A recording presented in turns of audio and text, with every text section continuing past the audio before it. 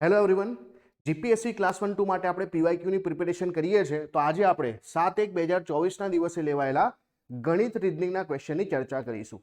સૌથી અગત્યનો ક્વેશ્ચન આપણી સામે છે. અહીંયા તમને માહિતી આપેલી છે કે એમ અને એસ નાટ્યશાસ્ત્ર કમ્પ્યુટર સાયન્સમાં નિષ્ણાત છે અને એમાં ઘણી બધી માહિતી તમને આપેલી છે. અને અહીંયા જે છે તમને શોધવાનું છે કે ભૌતિક વિજ્ઞાન, નાટ્યશાસ્ત્ર અને કમ્પ્યુટર સાયન્સમાં કોણ નિષ્ણાત છે. તો એક પછી એક માહિતી આપણે જે છે જોતા જઈશું. મેં અહીંયા MS ZPN જે છે નામ લખી દીધા છે અને અહીંયા વિષય લખી દીધા છે. ચલો હવે ચેક કરીએ છીએ કે એમ અને એસ નાટ્યશાસ્ત્ર અને કમ્પ્યુટર સાયન્સમાં નિષ્ણાત છે. કોણ? એમ અને એસ. તો નાટ્યશાસ્ત્ર અને કમ્પ્યુટરની અંદર એમ અને એસ જે છે નિષ્ણાત છે.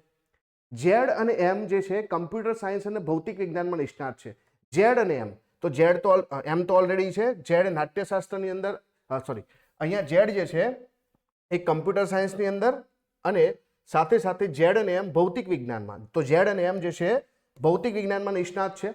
પછી છે કે ZPN ભૌતિક વિજ્ઞાન અને ઇતિહાસમાં નિષ્ણાત છે. તો ZPN જે છે એ ભૌતિક વિજ્ઞાન અને ઇતિહાસમાં. તો આ ભૌતિક વિજ્ઞાનમાં અને ઇતિહાસમાં ત્રણે નિષ્ણાત છે. ઓકે, આગળ છે એન અને ઝેડ ભૌતિક વિજ્ઞાન અને ગણિતમાં નિષ્ણાત છે. એન અને ઝેડ જે છે બરાબર, એન અને ઝેડ એ ભૌતિક વિજ્ઞાન અને તેમાં ગણિતમાં નિષ્ણાત છે. તો હવે ગણિત રહ્યું આ બંનેનું.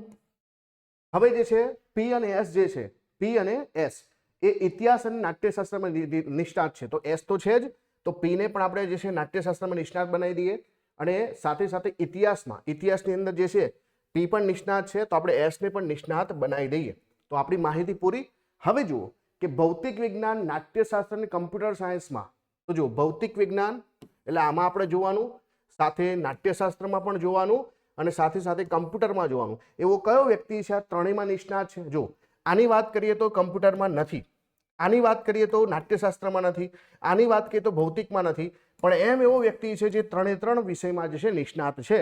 તો આપણો જવાબ શું થઈ જશે? આપણો જવાબ થઈ જશે એમ આપણો જવાબ થાય. તો આવી રીતે તમે જે છે કોષ્ટક બનાવો અને કામ કરી શકો છો.